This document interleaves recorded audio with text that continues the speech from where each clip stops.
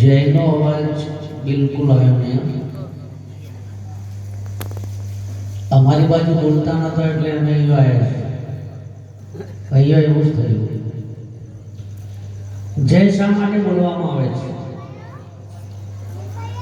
જયનો મતલબ કલ્યાણ છે અને એ પણ આપણું જ. જો બાજુવાળાનું થવાનું હોય ને આપણે જય ન બોલીએ તો બરાબર, પણ જય શા માટે બોલાવે છે? અને જય આપણે બોલવી પડે. એનું એક રામાયણનું ઉદાહરણ આપું તમને. એક પ્રસંગ યાદ આવ્યો મને. જય ન બોલે એટલે જય તો તમારે બોલવી જ પડશે. જ્યારે માં સીતાનું હરણ થયું અને લંકામાં જ્યારે રામ બની સેના લઈ અને યુદ્ધમાં ગયા, આખો દિવસ બરાબર યુદ્ધ ચાલ્યું રામ અને રાવણનું.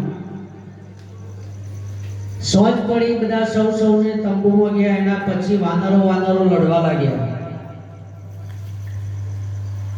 એટલે વિભીષણે આવી અને હનુમાનજીને વાત કરી કે હનુમાનજી આપણા વાળા લડે છે. હનુમાનજી કે આપણા વાળા લડે નહીં. અરે કે આપણા વાળા જ લડે છે. કે એવું હોય નહીં, પણ રાવણ છે ને એ માયાવી છે. કદાચ આપણા વાનરોનું રૂપ ધારણ કરી અને આપણને નુકસાન પહોંચાડતો હોય. એટલે વિભીષણ કે તો એ આપણને કેવી રીતે ખબર પડે કે આપણા વાળા છે કે રાવણના છે? હનુમાનજી की મારી જોડે એક યુક્તિ છે. હું જય બોલાવું. જો આપણા વાળા હશે ને બધા જય બોલશે અને રાવણ વાળા હશે નહીં બોલે. એટલે હનુમાનજી મહારાજે તો જય બોલાવી. બોલીએ રામચંદ્ર ભગવાન કી જય. હા, એમ જય બોલતા રહો. આજે આપણે દેથડી ગામની આ પવિત્ર ધરા અને માં બ્રહ્માણીનું પટાગણ છે. હા, અને કંકુવાના આજે આપણે શ્રદ્ધાંજલિ કાર્યક્રમમાં મળ્યા છીએ. આ માએ એમના જીવનમાં કંઈક જાણે અજાણે સુકૃત કાર્ય કર્યું હશે એટલે આ ભજન બન્યું છે. નહીતર આ દુનિયામાંથી ઘણાની માયો જઈ, પિતાઓ ગયા. હમણાં વાણીમાં ગયું ને કે મરનારાને તમે શું રોવો નથી, રોનારા રહેનાર. કોઈ રહેવાનું નથી.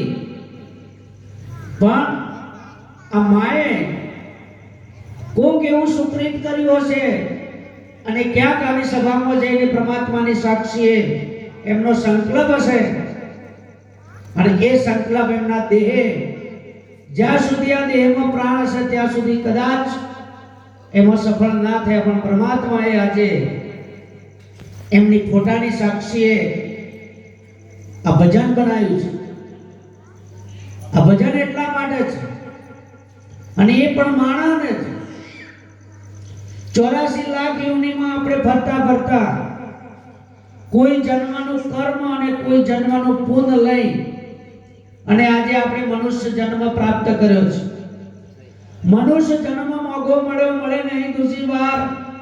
આ અવસરે જો આપણે હરિના ભજીએ તો લાખ વાર ધિક્કાર.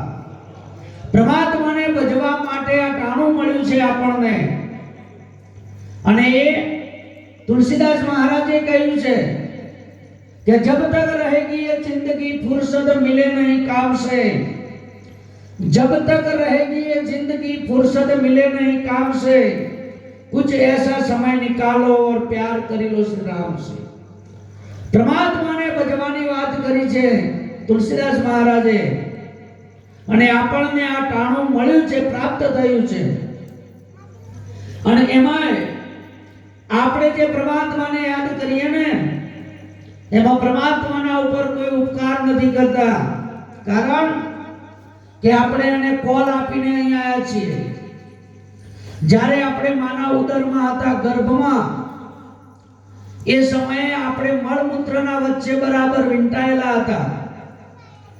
ત્યાં એવી બધી પરેશાની હતી, એવી મુસીબત હતી ઊંધા મસ્તકે આપણે લટકેલા હતા, ત્યારે આ શરીરના જે 10 દરવાજા સંત મહાપુરુષોએ કહ્યા છે, એમાં 9 દરવાજા જે ખુલ્લા છે, 2 આંખ, 2 કાન, નાક, મુખ અને ઝાડા પેશાબ, આ 9 દરવાજાથી કોઈ પણ ક્રિયા શરીરની થતી નથી. ત્યારે જે સદગુરુ આપણને બતાવે છે એ 10મો દરવાજો, ત્યાંથી પરમાત્માને આપણે અરજ કરતા હતા, પરમાત્મા તું મને છોડી દે, આ વેદના મને સહન નથી થતી અને બહાર ગયા પછી હું તારું ભજન કરીશ. આવો આપણે કોલ આપ્યો, પણ પરમાત્મા કે હું તને બરાબર ઓળખું છું, તું પહેલી વાર અહીંયા આવ્યો નથી. આપણે કેટલીય માયોનું દૂધ ધાઈ ગયા છીએ, 84 લાખ યોનિમાં ભટક્યા છીએ, 21 લાખ યોનિ જળચળ મર્યા, 21 લાખ યોનિ પશુ પંખી મર્યા, 21 લાખ યોનિ આપણે ઈંડામાંથી ઉત્પન્ન થતા મર્યા, અને 21 લાખ યોનિ આ બુંદમાંથી ઉત્પન્ન થાય છે. આ 21 લાખ ફરતા 84 લાખ ફરી અને અહીંયા મનુષ્ય અવતાર પ્રાપ્ત થયો. પરમાત્મા કે હું તને છોડું નહીં, તું અહીંયા કોઈની જામીનગીરી આપ. આ જીવ કેટલો હોશિયાર છે, જો ગર્ભની અંદર પરમાત્માને છેતરતો હોય તો બહાર આવ્યા પછી આ દુનિયામાં કોને ના છેતરે. એટલે સંત મહાપુરુષોએ કીધું કે આને ત્યાં પરમાત્માએ જામીન માંગ્યા, ત્યારે આ જીવે ત્યાં 2 જામીન તૈયાર કર્યા. 2 જામીન પરમાત્માના દૂત, જેને આપણે જમ કહીએ છીએ, આ જમે તો જામીનગીરી આપી કે પરમાત્મા છોડી દો, અને આ અહીં જે વાત કરે છે હું બહાર ગયા પછી નહીં કરે તો અમે અહીંયા લાવીશું. આપણે ગાડી લાયા હોય ને લોનથી અને રેગ્યુલર હપ્તા ના ભરાય તો ખેંચી જાય ને, એમ આ જન્મ ધર્યા પછી, આ ભૂમિમાં આવ્યા પછી જેને ભજન નથી કર્યું ને એને જ જન્મ લેવા આવે છે. જેને સદગુરુનું શરણું સ્વીકારી અને જેને ભજન કર્યું છે, સ્મરણ કર્યું છે, તો જમનું કોઈ ચાલવાનું નથી. કારણ કે સદગુરુ આપણને એવી ભૂમિકા ઉપર લઈ જાય છે, અને એ ભૂમિકા એવી છે તો આ જમ છે ને એનાથી અજાણ છે, જમે જોઈ નથી. એ ભૂમિકા ઉપર સદગુરુ આપણને લઈ જાય. પણ અરે બહાર આવ્યો ને એટલે 2 અક્ષર બોલ્યો, ઉવા, હું અહીંયા ને તું ત્યો, હવે તારે મારે કોઈ લેવા દેવા નહીં, મોજ કરો હોય. ઘણા એવું કહે છે કે ભજન શા માટે કરવું છે, શું જરૂર છે પરમાત્માની, શું જરૂર છે સદગુરુની, શું જરૂર છે દેવી દેવતાઓની. આવા ઘણા બધા હોશિયારી કરે છે, પણ એમને ખબર નથી કે અંતે તો પરમાત્માને જવાબ આપવો પડશે. કેમ? એક ઉદાહરણ આપું તમને. એક બાપના 2 દીકરા અને મેળામાં જવા નીકળ્યા, એટલે એના બાપે 2 દીકરાને 50-50 ની 2 નોટ આપી અને કહ્યું, બેટા ભૂખ લાગે તો સારી વસ્તુ લઈને ખાજો, કંઈક લાવવા જેવું હોય તો લાવજો, અને વધે મને હિસાબ પાછો આપજો. આ બંનેને ખબર છે કે આપણે સોજે ઘેર જઈશું એટલે આપણો બાપ હિસાબ માંગશે. પણ એમાં એક એવો છે કે સારી વસ્તુ લઈને ખાય છે, ઘેર લઈ જવા માટે કંઈક લે છે, અને જે બચ્યું એક હિસાબ રાખે છે. અને એક એવો છે કે બાજી પત્તા રમવા બેસી જાય છે, દારૂ પીવે છે, જુગાર રમે છે, આવા કર્મ કરી અને 50 ની નોટ પૂરી કરીને ખાલા હાથે ઘેર આવે છે. બંનેને ખબર છે કે આપણો બાપ જવાબ માંગશે. આપણે છીએ ને એ 50, 60, 70 કે 80 વર્ષના એક મેળામાં આવેલા છીએ. આપણને બધાને પરમાત્માએ સરખી મૂડી આપી છે. કઈ મૂડી આપી છે? 21,600 શ્વાસની. આ શ્વાસની મૂડી લઈને આપણે આવ્યા છીએ, અને ત્યાં જઈશું ત્યારે પરમાત્મા જવાબ માંગશે, બેટા તે ક્યો વાપરી, એ દિવસે શું જવાબ આપીશું. અને એટલા માટે આ માનું ભજન છે. માં અને સદગુરુ સંત આ બહેનો એક સ્વભાવ હોય છે. આપણું બાળક ગમે જેટલું ખરાબ હોય, ગમે જેટલું ખરડાયેલું હોય, ગમે જેટલા તોફાન કરીને આવ્યું હોય, પણ જ્યારે માના ખોળામાં આવે ને ત્યારે માં એને સ્વીકારી લે છે, થેપડે છે. એમ સંત ને સદગુરુ છે ને, એ ગમે તેટલા ખરાબ કર્મો કરેલો વ્યક્તિ જો એના શરણમાં જઈ અને શરણાગતિ સ્વીકારે ત્યારે અહીંયા એને સદગુરુ સ્વીકારી લે છે. એટલે કોઈ મહાપુરુષે ગાયું છે, સંતનો સ્વભાવ છે એવો એ જનેતાની ગોદ ના દેવો.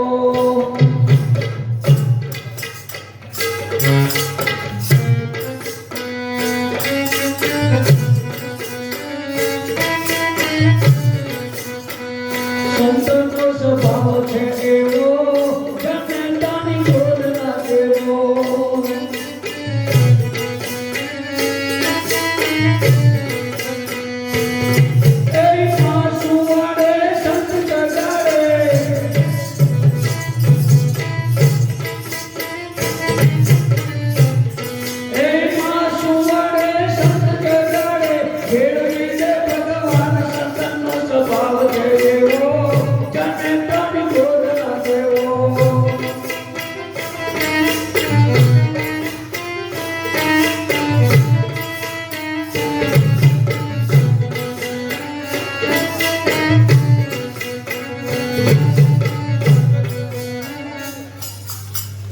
સંતનો સ્વભાવ આવો છે.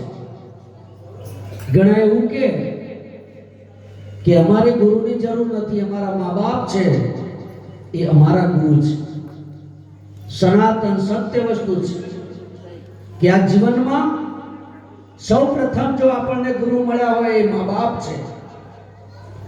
કારણ કે માના રજથી અને પિતાના પુંજથી આપણું શરીર બંધાણું છે, અને માં અને બાપ એ આપણા ગુરુ છે. કે पहला गुरु माता पिता रक्त पुण्यना दोनों दाता, दूसरा गुरु दायणबाई जेने गर्भवास थी लिया छोड़ाई. जो माथे हाथ મૂકવાથી ગુરુ બની જતો હોય ને તો આપણા બધાના માથે પહેલો હાથ દાયણનો આવેલો છે. पहला गुरु माता पिता रक्त पुण्यना दोनों दाता, दूसरा गुरु दायणबाई जेने गर्भवास थी लिया छोड़ाई. तीसरा गुरु जे आ देहનું જેને નામ ધારણ કર્યું છે, મામા માસી ફુવા ફઈ જે કોઈએ પાડ્યું એ આપણા ત્રીજા ગુરુ છે. ચોથા ગુરુ શિક્ષક છે કે જેને આપણને અક્ષરનું જ્ઞાન આપ્યું છે. અને પાંચમા ગુરુ છે બ્રાહ્મણ, જે આપણને આ સંસારની રીત શીખવાડે છે. છઠ્ઠા ગુરુ દરેકને હોય છે, જેને આપણે કાન ગુરુ કહીએ છીએ.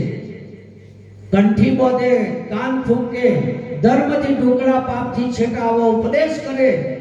પણ આ છ ગુરુ મળે ને ત્યાં સુધી આ જીવનો ઉદ્ધાર થયો નથી. કારણ કે આ છ ગુરુ આપણને બંધન કરતા છે, કોઈના કોઈ બંધનમાં નાખે છે. જ્યારે સાતમો સદગુરુ મળી જાય, સદગુરુ જ્યારે મળે ત્યારે આપણને જીવન મુક્ત બનાવી દે. આ બધા સંશયોના સાગરના પેલા કિનારે લઈ જઈને ઉભો કરી દે. હમણાં કહ્યું તું ને એમ કે આ ભવ સાગરના કોઠે આવ્યું છે. હરે જાગ જીવલડા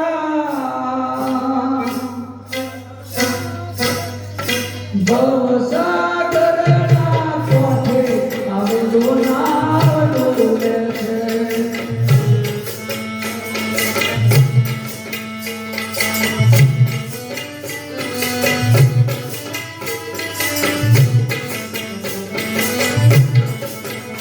जाग जीवलड़ा तो सागरने कोठे आवेलो नावडो છે.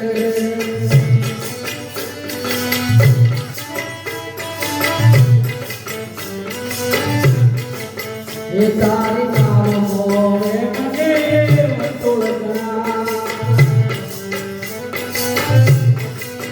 આ તારી નામ મોય સાલે ખાઈ ગણી.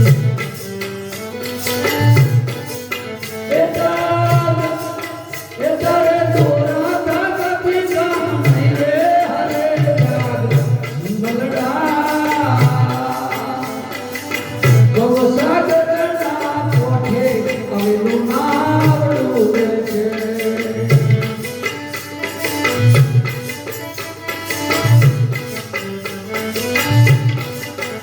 સંત મહાપુરુષ કહે છે કે જાગ જીવલડા ભવ સાગરના કાંઠે આવેલું નાવ તારું ડૂબે છે. હવે આપણને સમજાય છે કે નાવ ડૂબે તો મધ દરિયા ડૂબે, કોઠે કદી ડૂબે? કોઠે તો સીસરું પાણી હોય. પણ આ મનુષ્ય જન્મ છે ને એ ભવ સાગરનો કોઠો છે.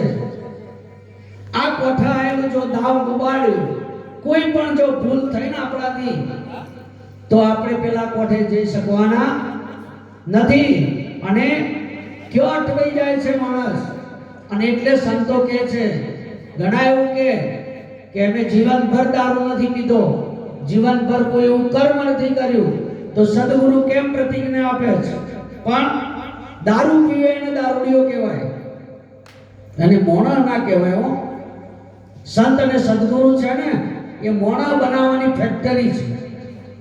એના શરણમાં ના જાઓ ત્યાં સુધી માણસ ના બનાય. આપણે જન્મ્યા એટલા બધા નહીં. તુલસીદાસે કીધું છે કે મનુષ્ય કર દોર ગણતા મનુષ્ય ગળ્યો, ભૂલ્યો સિંહ ને પૂછ, તુલસી હરી કી ભક્તિ વિના ધીક દાઢીને ધીક. ગમે કેટલી વધારી ફરો પણ જો હરિની ભક્તિ ના હોય, આપણા ત્યાં સેવા ના હોય, પરમાત્માનું સ્મરણ ના હોય, તો આપણું જીવન એ જીવન નથી. એટલે કીધું કે દારૂ પીવે અને દારૂડિયો કહેવાય, એને મોણા ન કહેવાય. જુગાર રમે તો જુગારી કહેવાય, એને માણા ન કહેવાય. વ્યભિચાર કરે એને વ્યભિચારી કહેવાય, એને માણા ન કહેવાય. જે કર્મ કરે ને એની સાથ લાગે. ચોરી કરો તો એને ચોર કહેવાય, અને મોંસ ખાતો હોય તો મોંસારી કહેવાય. આ મોણા ના કહેવાય. માણા બનવું હોય તો આ બધું એક બાજુ મૂકી અને પછી અહીંયા આવવું પડે તો મોણા બનાય, નહીતર મોણા બનવું અઘરું છે. આ તો એક ભાઈનો ગધેડો હતો, અને ગધેડો સવારથી ઓમાં ઊભું મૂઢું લાવે, કશું ખાય ના પીવાના, અને ઊભો ઊભો ઓમાં મૂઢું હલાવી જાય, આડું હલાવત ના. એટલે આ તો એક આવ્યો, બે આવ્યા. આમાં કોઈ પણ આવું ટીંગળ હોય ને એમાં કોઈ તેડું આપવું ના પડે, ઓટોમેટિક ટોળું ભેળું થાય. બપોર સુધીમાં તો અડધું કામ ત્યાં ભેળું થયું કે ભાઈ આ ગધેડું છે, મોહમ્મદ મોઢું હલાવવા જો આમાં લાવતું નહીં. તો ડોક્ટરો બોલાયા, કોઈ નાડી જોવા વાળા હતા એમને બોલાયા, પણ ગધેડો એની ગતિ બદલે નહીં. એમ કરતા કરતા ત્યાંથી એક સંત મહાપુરુષ પસાર થયા. એટલે કોઈએ કીધું કે પેલા બાબાજી જોય છે, એમને બોલાવો જો કોઈ જાણતું હોય તો. એટલે મહારાજને બોલાયા. તે મહારાજ આયા કે શું છે ભાઈ? કે આ ગધેડો છે ને હવારથી મૂઢવામાં લાવે છે, પણ આડું હલાવતો નહીં. કે ભાઈ ઉભા રહો. તાણ મહારાજ ગધેડાના કોનમાં જઈને એક વાત કરી, એટલે ગધેડાએ તરત આમાં મૂઢું હલાવ્યું. એટલે આ તો પછી તમે જુઓ, કોઈ દોયડો કરતો હોય ને કે ઉજળી નાખતો હોય મટી જાય ને, તો પછી એના ત્યાં કોઈ કહેવું ના પડે, એકનું મટે એટલે 20 જણના સમાચાર આપો. એટલે આ તો બધાએ પકડ્યું કે મહારાજને કોક કીધું ગધેડા. મહારાજ કે ભાઈ મેં જે કીધું એ બરાબર કીધું છે, મારે જાહેર નહીં કરવું. તમે તારા તમારા ગધેડાનું દુઃખ જતું રહ્યું તો એ બધા કહે જો કે ના, આ તમે શું કીધું એના કોનમાં એને ના પાડી કે મેં એને એવું કીધું તાર મોણો થવું છે, એટલે એને ના પાડી. કે ચમ? કે એને એવું વિચાર્યું કે મોણા થયા પછી જો મારાથી કોઈ કોમ આડું થાય તો બધા એમ જ કે ગધેડા જેવો, એના કરકે હું જે છું એ બરોબર. હા, એટલે આવા આપણામાં ઘણા હોય પાછા. કોઈનું ના માને, ક્યારે કોઈનું ના માને. અને એટલે સંત મહાપુરુષો વાણીમાં કહે છે. આપણે એક વાણી રજૂ કરી અને હું આગળ આપીશ, બધા સમય નહીં લઉં. કારણ સંત મહાપુરુષોએ આપણને ઘણો બધો ઠપકો આપ્યો છે. બળનારની ચિંતા ઉપર ચાહનાર કોઈ ચડતું નથી, બળનારની ચિંતા ઉપર ચાહનાર કોઈ ચડતું નથી. આ મરીશું સબ કોઈ કહે, પાછળથી કોઈ મરતું નથી. આ દેહને આગમાં બળતો પડતું નથી, કોઈ કૂદીને શું પડે એની રાખને કોઈ અડતું નથી। એ તને મળ્યો મનુષ્ય અવતાર માંડ કરીને, એ તેથી ભજા નહીં ભગવાન હેત કરીને। અંતે ખાશો જમનો માર પેટ ભરીને, તેથી રામ નામ સંભાળ।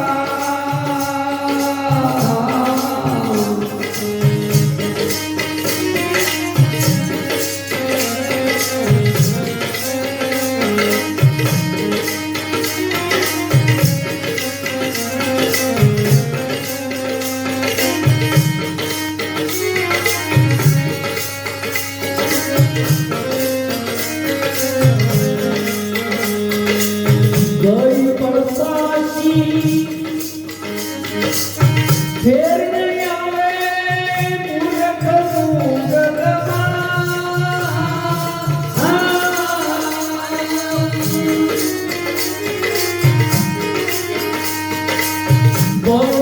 ભવસાગરની ભૂલવાણીમાં, ભવસાગરની ભૂલવાણીમાં વીતી ગયા યુગ ત્યાર ફેરા ફરીને, વીતી ગયા યુગ ત્યાર ફેરા ફરીને, તને મળ્યો મનુષ્ય અવતાર માંડ કરીને, માટે રામ નામ સંભાળ।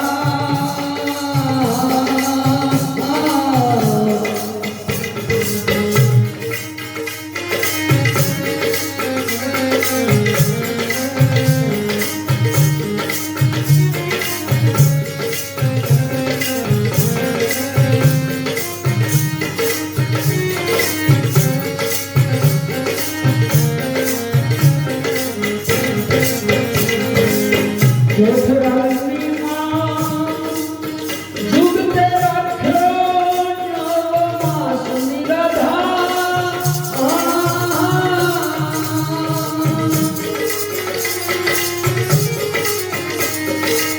બંદગી કીધી અલબેલાની, બંદગી કીધી અલબેલાની, પાર કર્યો અવતાર માયા કોઈને,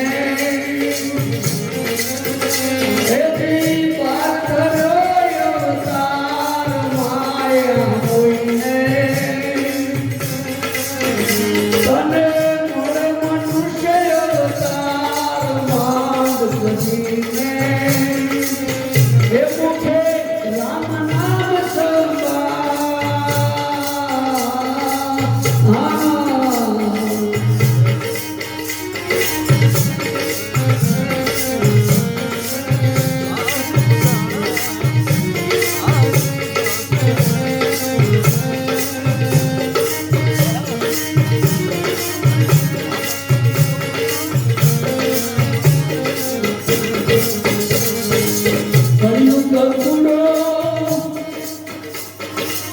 રંગે રૂડો કહે તો આવે નહીં પાર,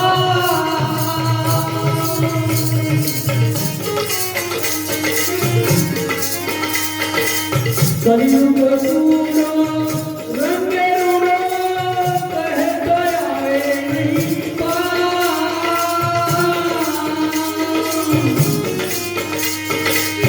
જપ તપ તીરથ કશું ન કર્યો, એક નામ આધાર શ્રી કૃષ્ણ કહીએ।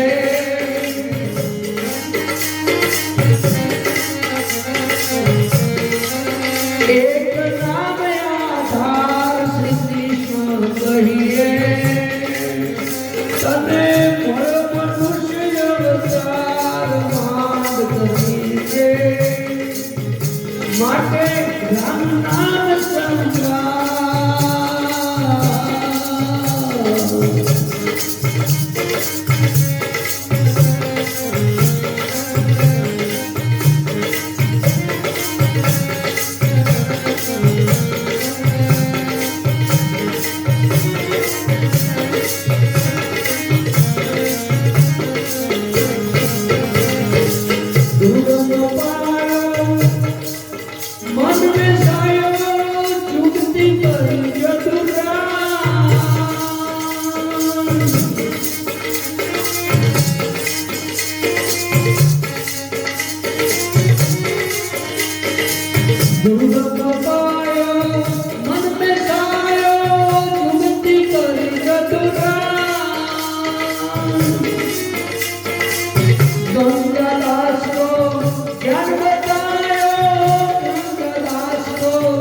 ज्ञान बतायो रामदास महाराज दया करीने।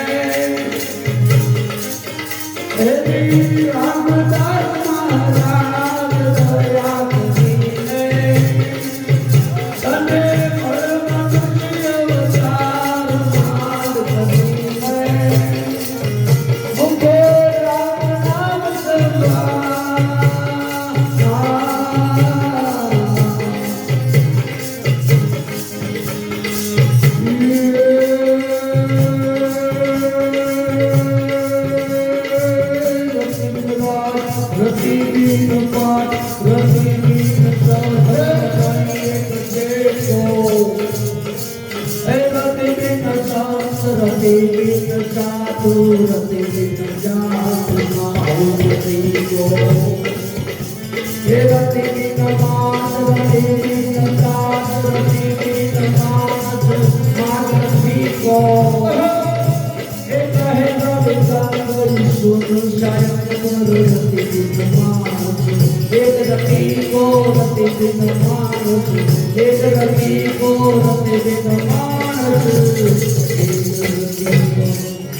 गुरु भगवान जय।